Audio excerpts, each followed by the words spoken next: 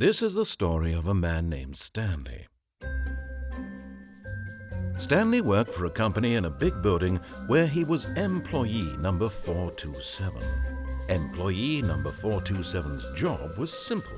He sat at his desk in room 427 and he pushed buttons on a keyboard. Orders came to him through a monitor on his desk, telling him what buttons to push, how long to push them, and in what order. This is what employee 427 did every day of every month of every year. And although others might have considered it soul-rending, Stanley relished every moment that the orders came in, as though he had been made exactly for this job. And Stanley was happy. And then one day, something very peculiar happened. Something that would forever change Stanley. Something he would never quite forget. He had been at his desk for nearly an hour when he realized that not one single order had arrived on the monitor for him to follow. No one had showed up to give him instructions, call a meeting, or even say hi. Never in all his years at the company had this happened, this complete isolation. Something was very clearly wrong. Shocked, frozen solid, Stanley found himself unable to move for the longest time. But as he came to his wits and regained his senses, he got up from his desk and stepped out of his office. All of his co-workers were gone. What could it mean? Stanley decided to go to the meeting room. Perhaps he had simply missed a memo.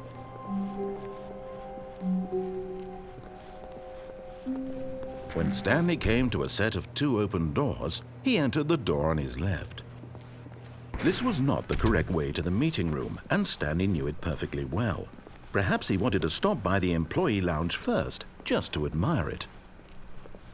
Ah, yes, truly a room worth admiring. But eager to get back to business, Stanley took the first open door on his left.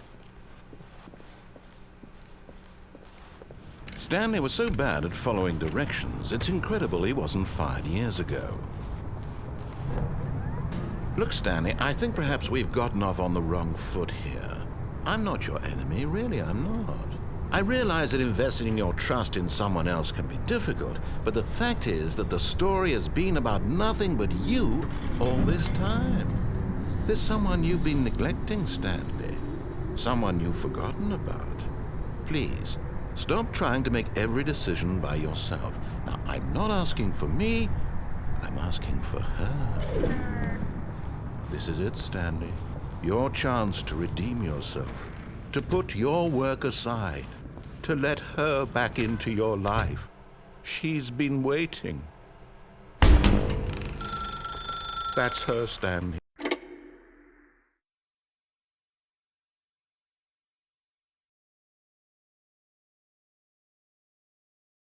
Oh, Stanley, is that you?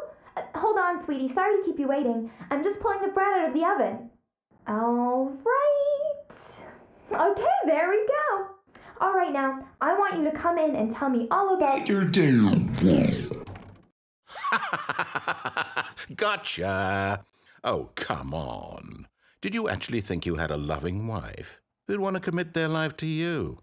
I'm trying to make a point here, Stanley. I'm trying to get you to see something. Come inside. Let me show you what's really going on here. Sorry, but you're in my story now. This is a very sad story about the death of a man named Stanley. Stanley is quite a boring fellow. He has a job that demands nothing of him, and every button that he pushes is a reminder of the inconsequential nature of his existence. Look at him there, pushing buttons, doing exactly what he's told to do. Now he's pushing a button. Now he's eating lunch. Now he's going home. Now he's coming back to work. One might even feel sorry for him, except that he's chosen this life. But in his mind, he can go on fantastic adventures. From behind his desk, Stanley dreamed of wild expeditions into the unknown, fantastic discoveries of new lands. It was wonderful. and each day that he returned to work was a reminder that none of it would ever happen to him. And so he began to fantasize about his own job. First, he imagined that one day while at work, he stepped up from his desk to realize that all of his co-workers, his boss, everyone in the building had suddenly vanished off the face of the earth. The thought excited him terribly. So he went further. He imagined that he came to 2 open doors and that he could go through either. At last, choice. It barely even mattered what lay behind each door. The mere thought that his decisions would mean something was almost too wonderful to behold. As he wandered through this fantasy world, he began to fill it with many possible paths and destinations. Down one path lay an enormous round room with monitors and mind controls. And down another was a yellow line that weaved in many directions. And down another was a game with a baby. And he called it the Stanley Parable. It was such a wonderful fantasy, and so in his head he relived it again, and then again, and again, over and over, wishing beyond hope that it would never end, that he might always feel this free. Surely there's an answer down some new path, mustn't there be? Perhaps if he played just one more time. But there is no answer. How could there possibly be? In reality, all he's doing is pushing the same buttons he always has. Nothing has changed. The longer he spends here, the more invested he gets, the more he forgets which life is the real one. And I'm trying to tell him this, that in this world he can never be anything but an observer, that as long as he remains here, he's slowly killing himself. But he won't listen to me. He won't stop. Here, watch this. Stanley, the next time the screen asks you to push a button, do not do it. You see? Can he just not hear me? How can I tell him in a way that he'll understand that every second he remains here, he's electing to kill himself? How can I get him to see what I see? How can I make him look at himself? I suppose I can't, not in the way I want him to. But I don't make the rules. I simply play to my intended purpose, the same as Stanley. We're not so different, I suppose. I'll try once more to convey all this to him. I'm compelled to. I must. Perhaps, well, maybe this time he'll see. Maybe this time. And I tried again, and Stanley pushed a button. And I tried again, and Stanley pushed a button. And I tried.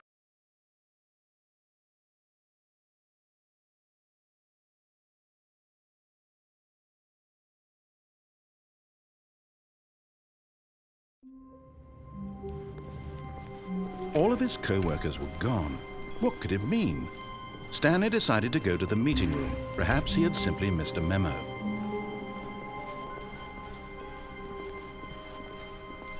When Stanley came to a set of 2 open doors, he entered the door on his left.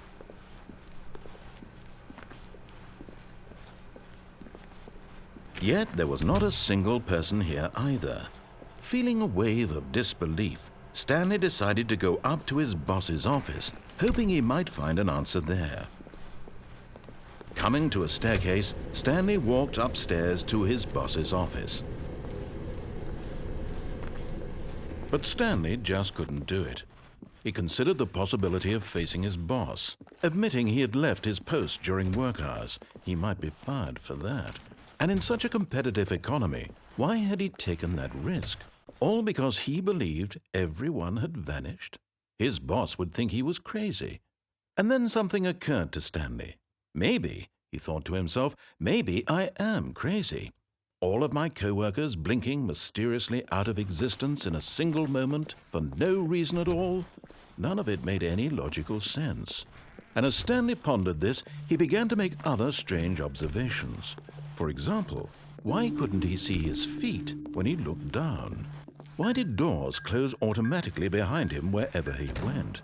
And for that matter, these rooms were starting to look pretty familiar. Were they simply repeating? No, Stanley said to himself, this is all too strange. This can't be real. and at last he came to the conclusion that had been on the tip of his tongue. He just hadn't found the words for it. "I'm dreaming!" he yelled. "This is all a dream." Oh, what a relief Stanley felt to have finally found an answer, an explanation. His co-workers weren't actually gone. He wasn't going to lose his job. He wasn't crazy after all. And he thought to himself, I suppose I'll wake up soon. I'll have to go back to my boring real-life job pushing buttons. I may as well enjoy this while I'm still lucid. So he imagined himself flying and began to gently float above the ground. Then he imagined himself soaring through space on a magical starfield, and it too appeared. It was so much fun, and Stanley marveled that he had still not woken up. How was he remaining so lucid? And then perhaps the strangest question of them all entered Stanley's head. One he was amazed he hadn't asked himself sooner. Why is there a voice in my head dictating everything that I'm doing and thinking? Now the voice was describing itself being considered by Stanley, who found it particularly strange. I'm dreaming about a voice describing me, thinking about how it's describing my thoughts, he thought. And while he thought it all very odd and wondered if this voice spoke to all people in their dreams, the truth was that, of course, this was not a dream. How could it be? Was Stanley simply deceiving himself, believing that if he's asleep, he doesn't have to take responsibility for himself? Stanley is as awake right now as he's ever been in his life. Now, hearing the voice speak these words was quite a shock to Stanley. After all, he knew for certain, beyond a doubt, that this was in fact a dream. Did the voice not see him float and make the magical stars just a moment ago? How else would the voice explain all that? This voice was a part of himself too. Surely, if he could just... He would prove it. He would prove that he was in control, that this was a dream. So he closed his eyes gently, and he invited himself to wake up. He felt the cool weight of the blanket on his skin, the press of the mattress on his back, the fresh air of a world outside this one. Let me wake up, he thought to himself. I'm through with this dream. I wish it to be over. Let me go back to my job. Let me continue pushing the buttons. Please, it's all I want. I want my apartment and my wife and my job. All I want is my life exactly the way it's always been. My life is normal. I am normal. Everything will be fine. I am okay.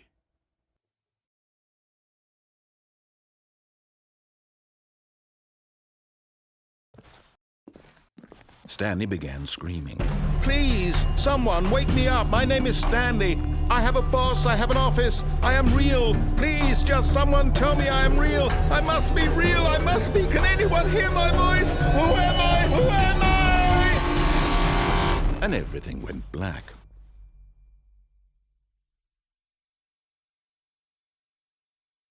This is the story of a woman named Mariella. Mariella woke up on a day like any other. She arose, got dressed, gathered her belongings, and walked to her place of work. But on this particular day, her walk was interrupted by the body of a man who had stumbled through town talking and screaming to himself, and then collapsed dead on the sidewalk. And although she would soon turn to go call for an ambulance, for just a few brief moments she considered the strange man. He was obviously crazy. This much she knew. Everyone knows what crazy people look like. And in that moment, she thought to herself how lucky she was to be normal. I am sane. I am in control of my mind. I know what is real and what isn't. It was comforting to think this, and in a certain way, seeing this man made her feel better. But then she remembered the meeting she had scheduled for that day. The very important people whose impressions of her would affect her career, and by extension, the rest of her life. She had no time for this, so it was only a moment that she stood there, staring down at the body. And then she turned and ran.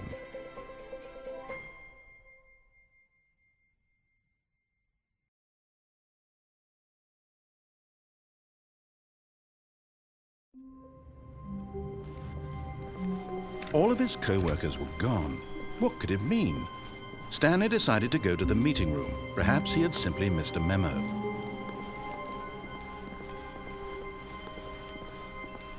When Stanley came to a set of 2 open doors, he entered the door on his left. This was not the correct way to the meeting room, and Stanley knew it perfectly well. Perhaps he wanted to stop by the employee lounge first, just to admire it. Wow, yes, this room. But eager to get back to business, Stanley took the first open door on his left. And so he detoured through the maintenance section, walked straight ahead to the opposite door, and got back on track.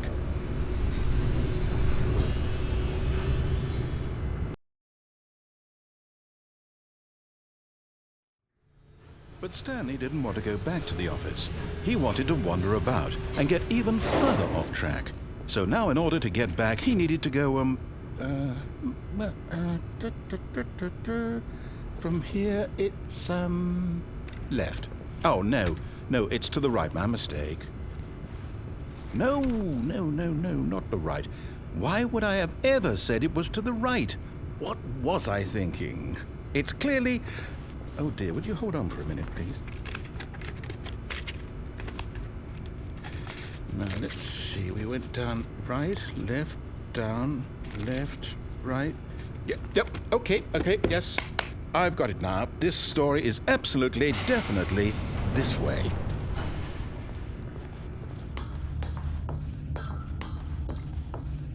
No. This isn't right at all. You're not supposed to be here yet. This is all a spoiler. Quick, Stanley, close your eyes. Okay. We just have to get back to, oh, who am I kidding? It's all rubbish now. The whole story completely unusable. How about, rather than waste my time trying to salvage this nonsense, we'll just restart the game from the beginning. And this time, suppose we don't wander so far off track, Okay, from the top.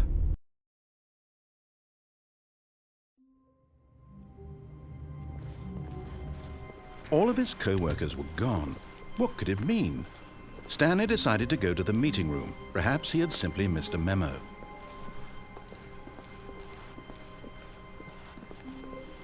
When Stanley... Wait, what?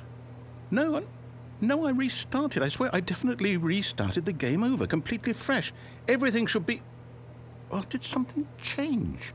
Stanley, did you change anything when we were back in that room with all the monitors? Did you move the story somewhere or... Hold on. Why am I asking you? I'm the one who wrote the story. It was right here just a minute ago. I know for sure that it's here somewhere. Okay, then. It's an adventure. Come, Stanley. Let's find the story.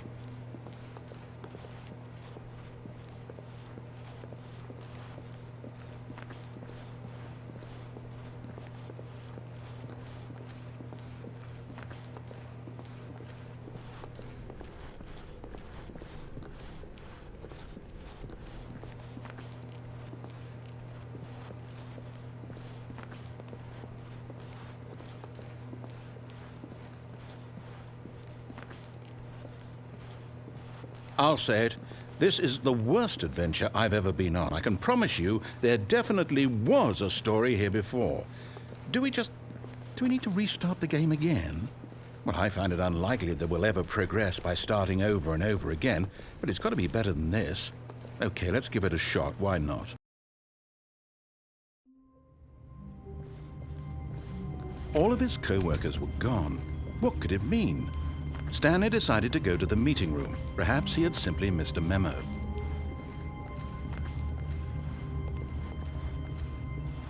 Okay, yep, it's worse. I might be remembering this wrong. It's possible the story is back where we just came from. Why don't we go back the other direction and see if we missed anything?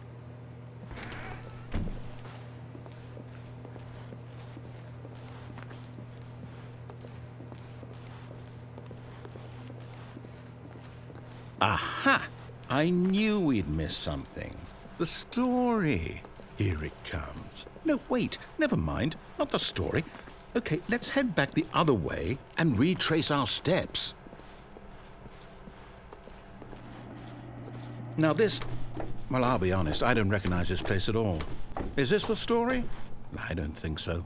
I can't quite recall, but I believe my story took place in an office building. Is that correct? Do you remember, Stanley? Well, do you know what? Since I've completely forgotten what we were supposed to be doing, how about this? You win! Congratulations! I know you put in a lot of hard work, and it really paid off, so good job. Oh, no, I don't feel right about this at all. We both know you didn't put in any actual work for that win. Some people win fair and square, and this was not one of those situations. Okay, I'm getting weirded out by whatever this place is. I don't care what might happen this time, I have to restart.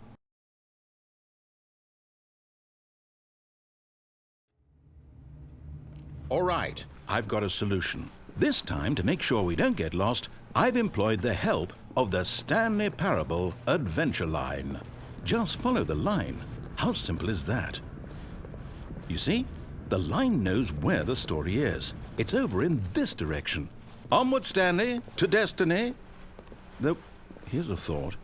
Wouldn't wherever we end up be our destination, even if there's no story there?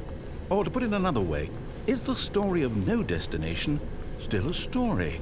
Simply by the act of moving forward, are we implying a journey such that a destination is inevitably conjured into being via the very manifestation of the nature of life itself? Whoa. Hang on. That got a bit weird back there. Well, I'd like to apologize. Not sure where I was going with all that. You know what?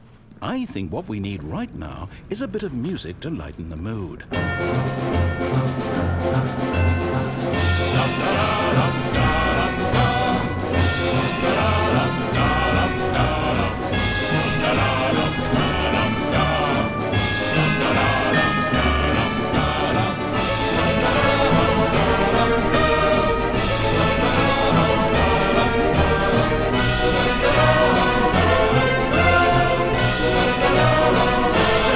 Cut the music, go back and look at that fern. Wait, what? We're back at the office? No. Line, you do know we're looking for the Stanley Parable, right? The story? Oh, no, not again. Line, how could you have done this to us? And after we trusted you, after everything we've been through, you... Oh, I can't take this anymore. To hell with it. Restart.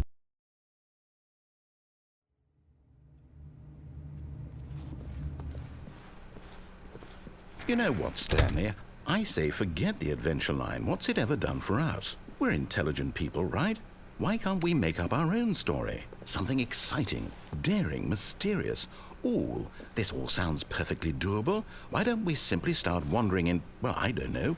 How about this direction? Now, yes, this is exciting. Just me and Stanley forging a new path, a new story. Well, it could be anything. What do you want our story to be? Go wild.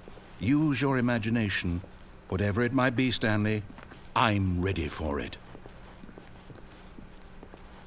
Oh, no, not you again. Stanley, I'd also like to veto the line from having any role in our awesome new story. No lines or monitor rooms. Just don't acknowledge it, and we should be fine.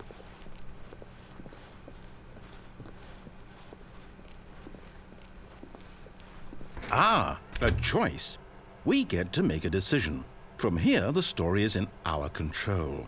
How important we mustn't squander the opportunity. In fact, I believe I need a minute to think here. Just walk in circles for a minute. Okay, so I know that each door has to lead somewhere, which means that somewhere at the place where we're trying to go, there must be a reverse door that leads here.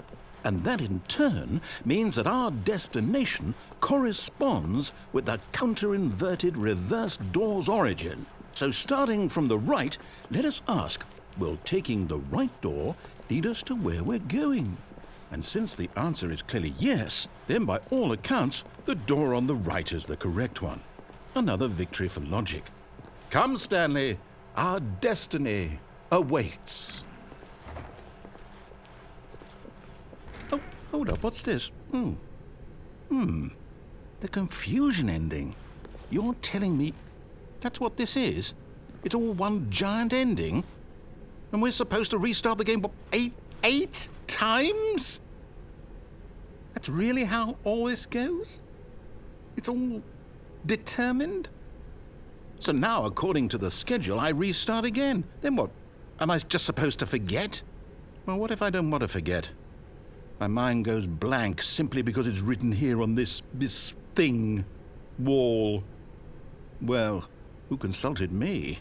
Why don't I get to decide? Why don't I get a say in all of this? Is it really? No, it can't be. I don't want it to be.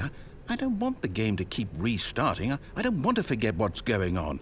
I don't want to be trapped like this. I won't restart the game. I won't do it. I won't do it. I won't do it. And the timer stopped? Does that mean, did we do it?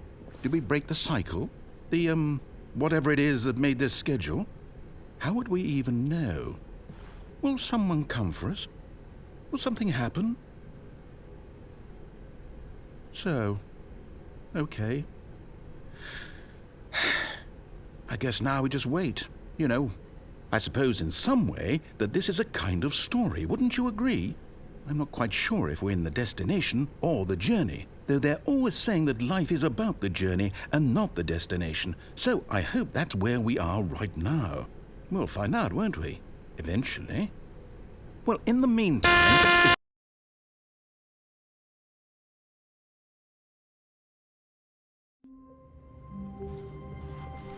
All of his co-workers were gone. What could it mean?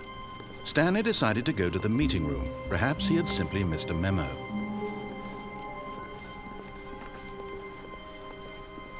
When Stanley came to a set of 2 open doors, he entered the door on his left.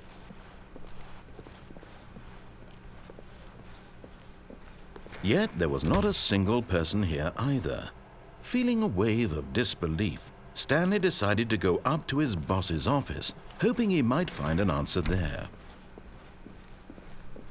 Coming to a staircase, Stanley walked upstairs to his boss's office.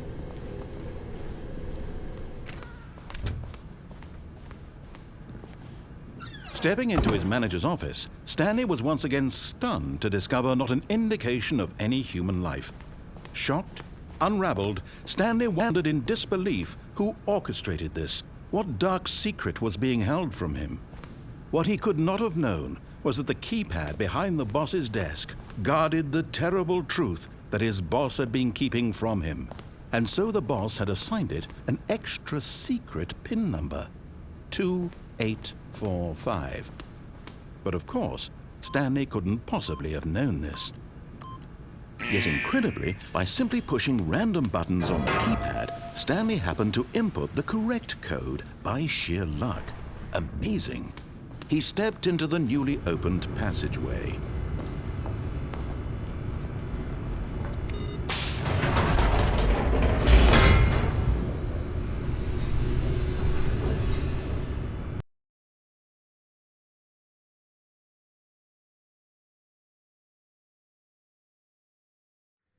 Descending deeper into the building, Stanley realized he felt a bit peculiar. It was a stirring of emotion in his chest, as though he felt more free to think for himself, to question the nature of his job.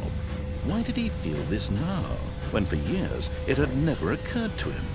This question would not go unanswered for long. Stanley walked straight ahead through the large door that read Mind Control Facility.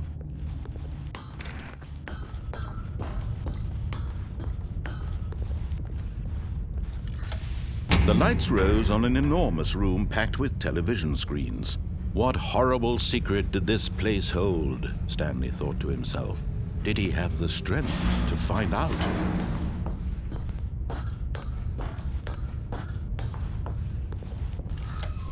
Now the monitors jumped to life, their true nature revealed. Each bore the number of an employee in the building, Stanley's co-workers. The lives of so many individuals reduced to images on a screen, and Stanley, one of them, eternally monitored in this place where freedom meant nothing. This mind control facility, it was too horrible to believe. It couldn't be true. Had Stanley really been under someone's control all this time? Was this the only reason he was happy with his boring job? That his emotions had been manipulated to accept it blindly? No, he refused to believe it. He couldn't accept it. His own life in someone else's control? Never! It was unthinkable, wasn't it? Was it even possible? Had he truly spent his entire life utterly blind to the world? But here was the proof. The heart of the operation. Controls labeled with emotions. Happy, or sad, or content. Walking, eating, working. All of it monitored and commanded from this very place. And as the cold reality of his past began to sink in, Stanley decided that this machinery would never again exert its terrible power over another human life. For he would dismantle the controls once and for all.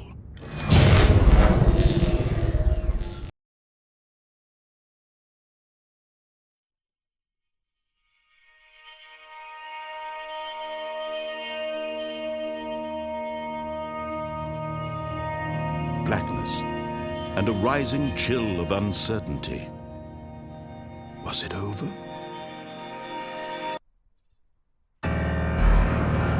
Yes, he had won. He had defeated the machine, unshackled himself from someone else's command. Freedom was mere moments away. And yet, even as the immense door slowly opened, Stanley reflected on how many puzzles still lay unsolved. Where had his co-workers gone? How had he been freed from the machine's grasp? What other mysteries did this strange building hold? But as sunlight streamed into the chamber, he realized none of this mattered to him, for it was not knowledge or even power that he had been seeking, but happiness. Perhaps his goal had not been to understand, but to let go. No longer would anyone tell him where to go, what to do, or how to feel. Whatever life he lives, it will be his. And that was all he needed to know. It was perhaps the only thing worth knowing. Stanley stepped through the open door.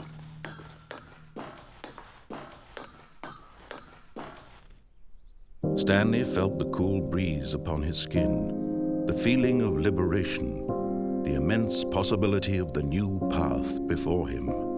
This was exactly the way, right now, that things were meant to happen.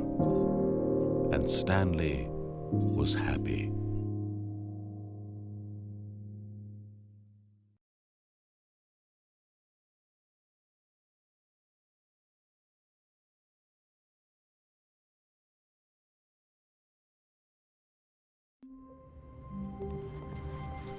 How wonderful. Stanley was alone. Finally. This is great, he thought to himself. This is what I've wanted all along. I got what I wanted.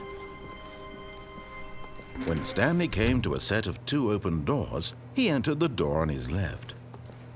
This was not the correct way to the meeting room, and Stanley knew it perfectly well. Perhaps he wanted to stop by the employee lounge first, just to admire it. The lounge was sublime, a work of art.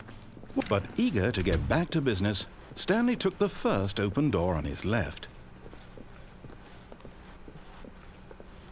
Stanley was so bad at following directions, it's incredible he wasn't fired years ago.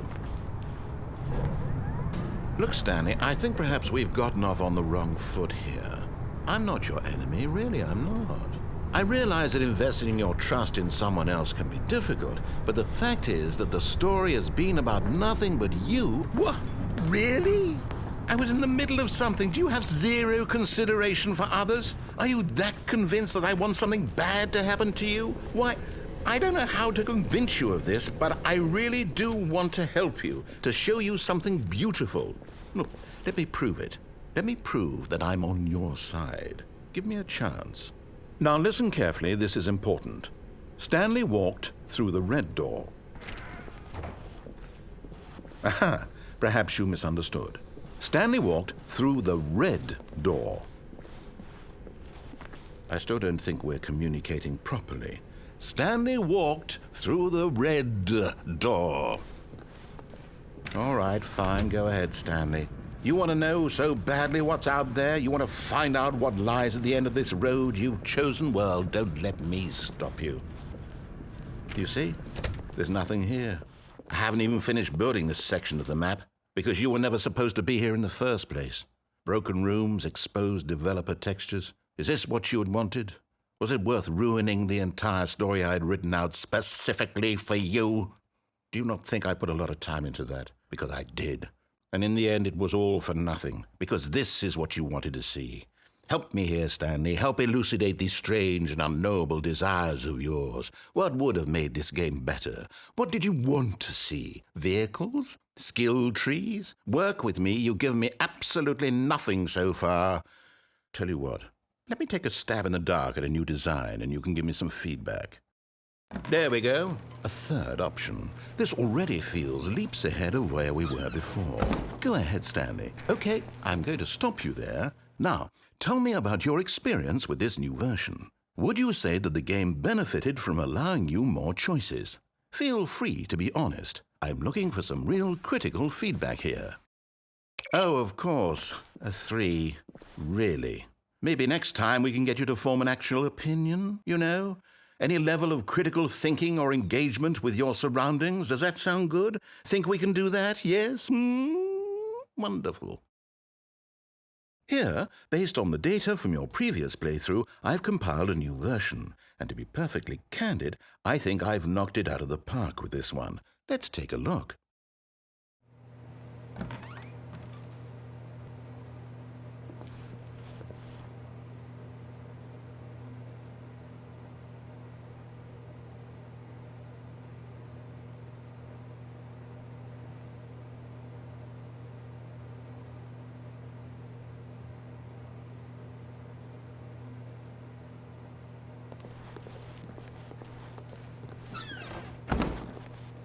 Now, would you say that competitive leaderboard helped you feel motivated to keep walking through doors? Again, honest answers, please.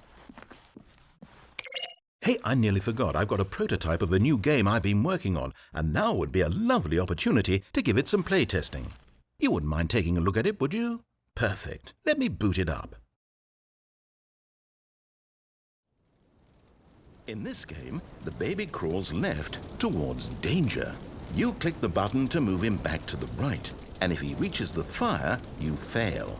It's a very meaningful game, all about the desperation and tedium of endlessly confronting the demands of family life. I think the art world will really take notice.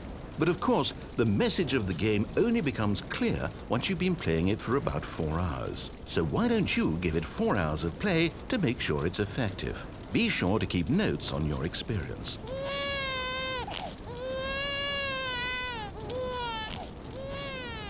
You heartless bastard. Did you do it because you hate babies or purely to spite me? Because if it's the latter, well, I don't know what to do. I'm completely out of ideas. I can't think of a single thing that might improve the experience for me. I'm not even going to try. I'm out, I'm done. It's over. Thank you for playing. Your input was extremely valuable. Oh, hey, since my game was so awful, why don't we play someone else's game, just to ease the pain? Let's see. What do we have here? Yes, this seems like it'll work. Let's give it a shot.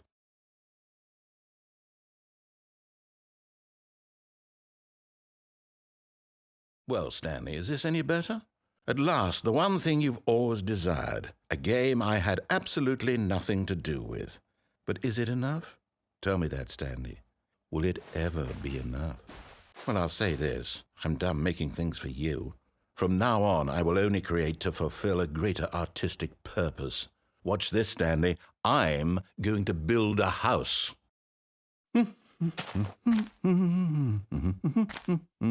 This will go here. No, here. And then...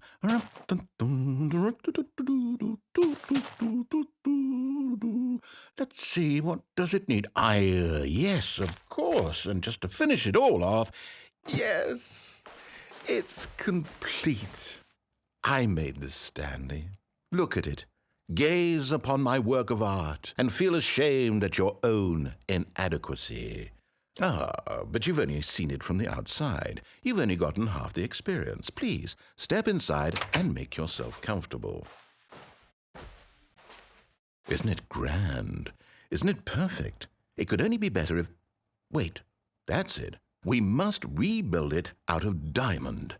Diamond everything. Yes, yes, yes. Come along, Stanley. We have to go mining.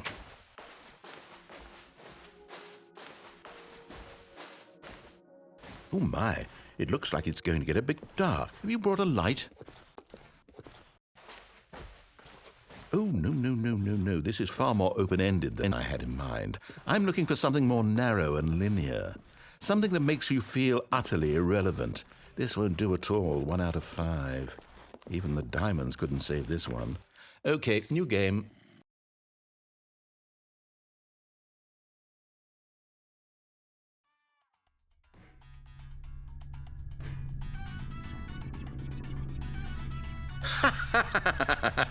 Yes! I don't even know what this game is, but I love it. You, trapped in a glass box with no way out, listening to me talk. Oh, it's inspired. I couldn't have done it any better myself. What is this game even supposed to be? I can't figure it out. Okay, now I'm curious. Let's go find out what the hell this is.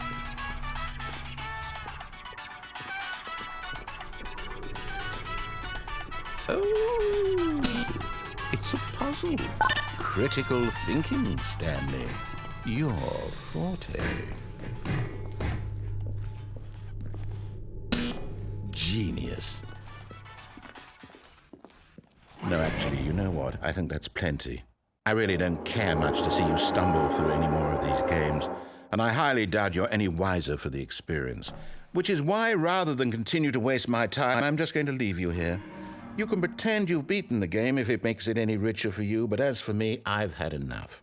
So, why don't you get cozy in this room, and if you have any grand revolutionary ideas for the perfect video game, you can just sit there and let it ball up inside you for all.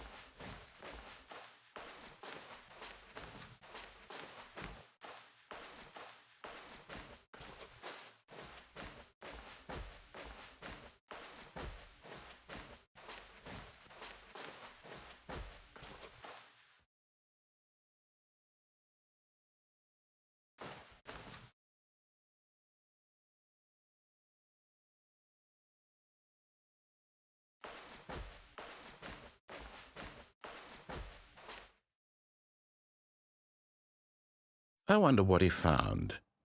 If what he wanted was to be the leading man in his own story, well, perhaps he's gotten it, down in wherever he is right now.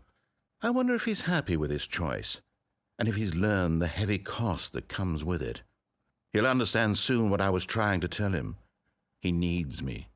Someone who will wrap everything up at the end, to make sense out of the chaos and the fear and the confusion. That's who I am. That is what I mean to this world. Oh, yes. Yes, I'll be back. There's no other way. Once this ends, after it all comes to a close, then I'll be back. The end will be here soon. Very soon. I can wait.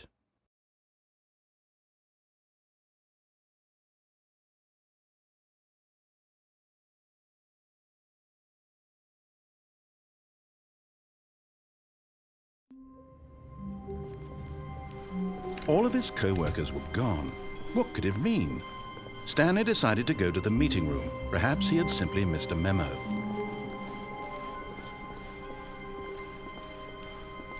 When Stanley came to a set of 2 open doors, he entered the door on his left. This was not the correct way to the meeting room, and Stanley knew it perfectly well.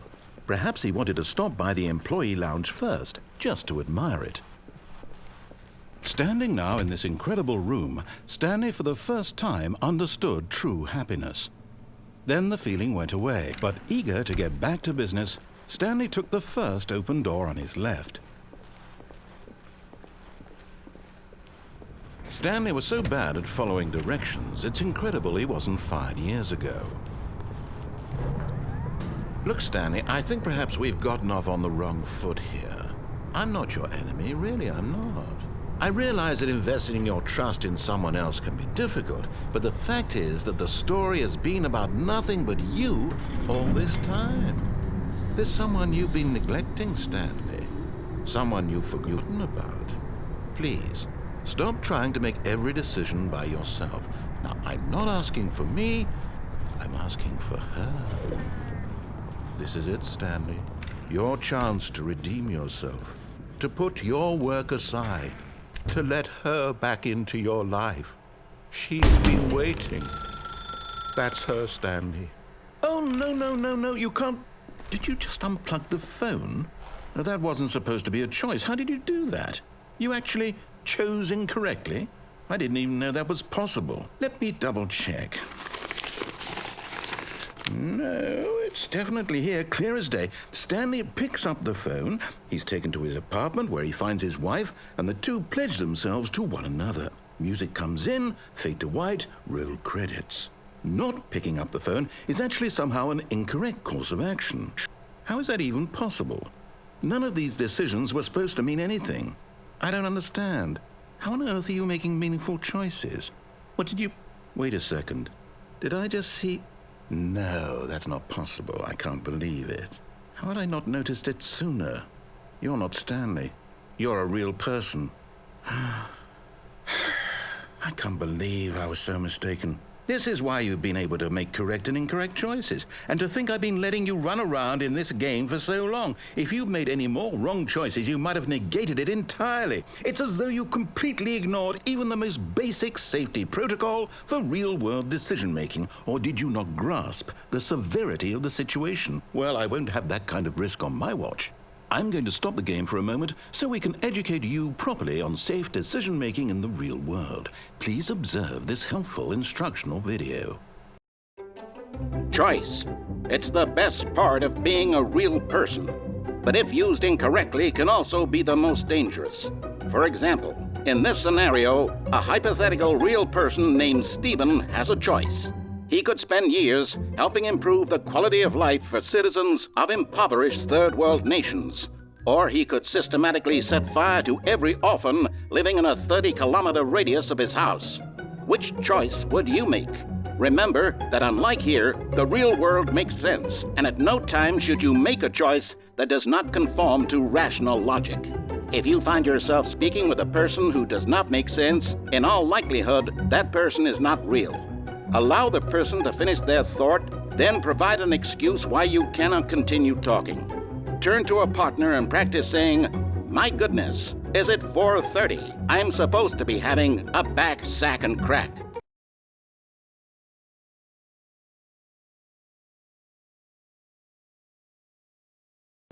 Excellent. Making choices on a regular basis is the best part to a healthy decision-making process.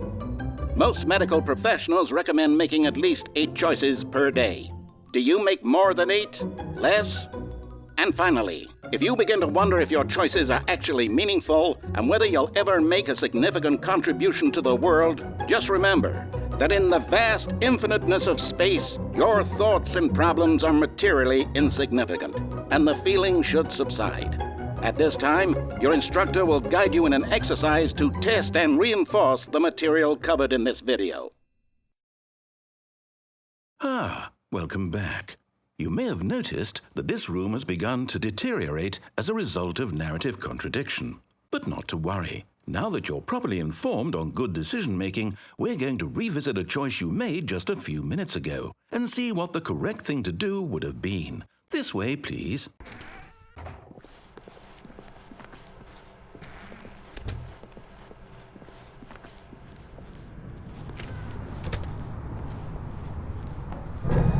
Now that we know your choices are meaningful, we can't have you jumping off the platform and dying. Imagine the main character dying senselessly halfway through the story. That story would make no sense at all. We just need to get you home as soon as possible before the narrative contradiction gets any worse. Unfortunately, it seems this place is not well equipped to deal with reality.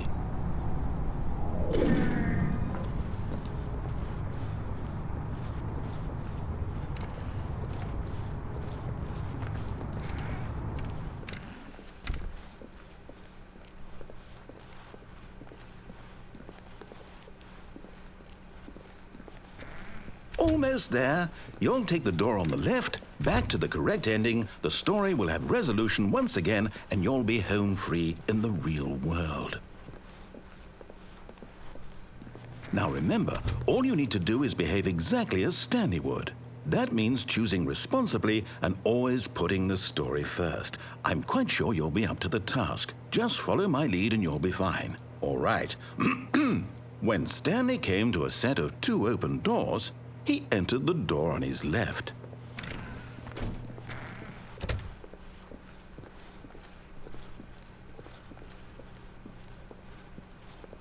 Yet there was not a single person here either. Feeling a wave of disbelief, Stanley decided to go up to his boss's office, hoping he might find an answer there. Coming to a staircase, Stanley walked upstairs to his boss's office.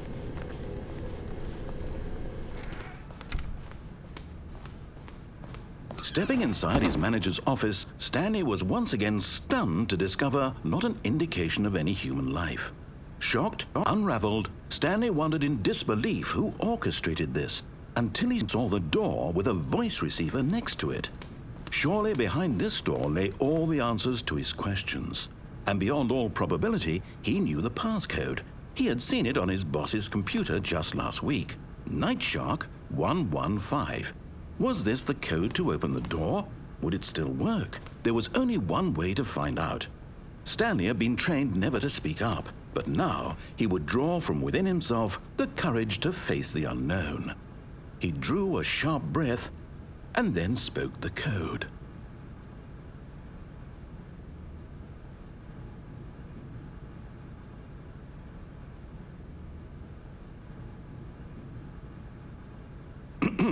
Stanley spoke the code.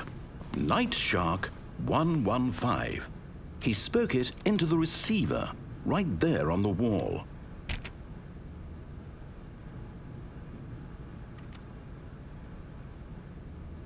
I'm sorry, is there a problem? You didn't mishear me, did you? Please speak the code into the receiver. Otherwise, we can't get on with the story. This is a crucial step.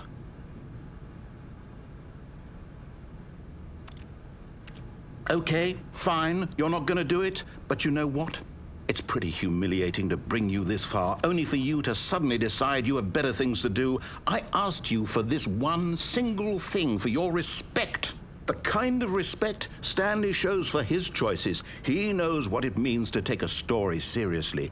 If you didn't want to see what I had to show you, then why did you come here? You had a choice, you know. You could have gone through the door on the right. You could have done whatever the hell you wanted over there. Why did you come this way? Speak. Say something to me. Explain yourself, you coward.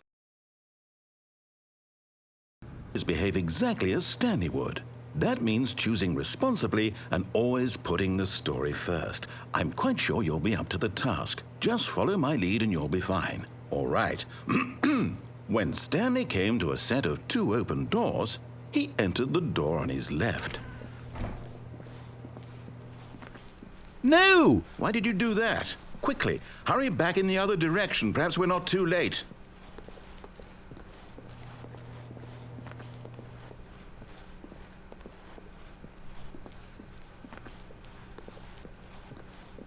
Oh, it's ruined. I can't believe, after everything we talked about, that my story, you've destroyed my work. Why? For what? What did you get out of that? What did you think was so special about seeing the game undone, left here like so much garbage? It's worthless now. And what am I supposed to do? Even if there were a way to continue, would it be worth it? To know that my story is now incorrect? How can I go back to that? I can't erase that knowledge. I'll have to live with it forever, reliving its impossibility forever. I couldn't live that way. Is it better to shut the game down entirely? To willingly destroy all of my work? I don't know. What's the answer? What do I do? What do I do? What do I... No, I have to. I have to shut the game down. I have to. I have to.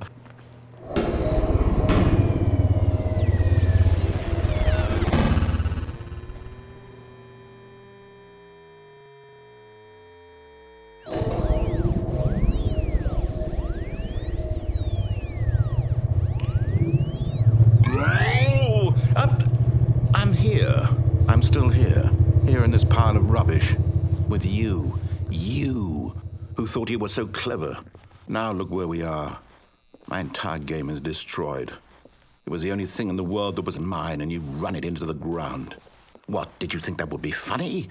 You just had to see? Didn't I impress upon you how important it was to be like Stanley? He actually knows how to do what I tell him to. He understands that if I say to do something, there's a damn good reason for it. That thought hadn't even occurred to you, had it? That there's a world outside of you? You're a child. Oh, my story. If you'd just gone through the door on the left, you would have seen it. There was a whole underground facility. You would have destroyed it and been victorious. It would have been so perfect. I worked so hard on it. I tried so hard. When Stanley came to a set of 2 open doors, he entered the door on his left.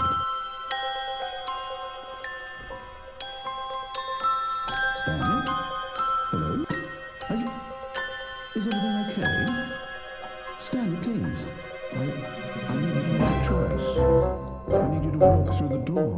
Are you listening to me? Can you hear me? Is everything all right? Stanley, this is important. The story needs you. It needs you to make a decision. It cannot exist without you. Do you understand me? Whatever choice you make is just fine. They're both correct. You can't be wrong here. We can work together. I'll accept whatever you do. I simply need you to take that step forward, please. Choose. Do something. This is more important than I need this. The story needs it. So, you listening to this? Stanley, there? Okay. It's okay, come on. Time to decide. Time to make sure your choice is correct. That is the best choice. That's all right. I'll wait for you to decide what's the right thing to do. Take as much time as you need.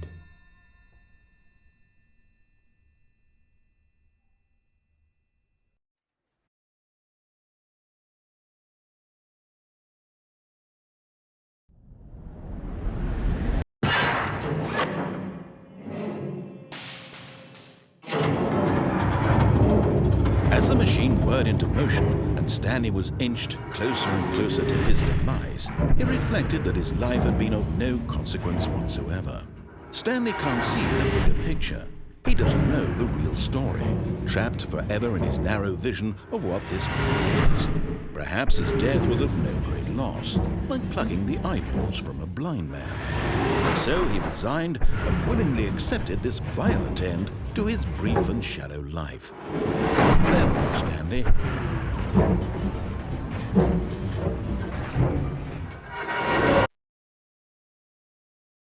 "Farewell, Stanley," cried the narrator, as Stanley was led helplessly into the enormous metal jaws.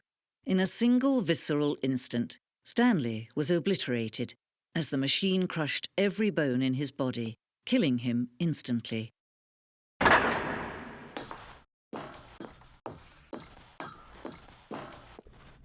And yet it would be just a few minutes before Stanley would restart the game, back in his office, as alive as ever. What exactly did the narrator think he was going to accomplish? When every path you can walk has been created for you long in advance, death becomes meaningless, making life the same. Do you see now? Do you see that Stanley was already dead from the moment he hit start?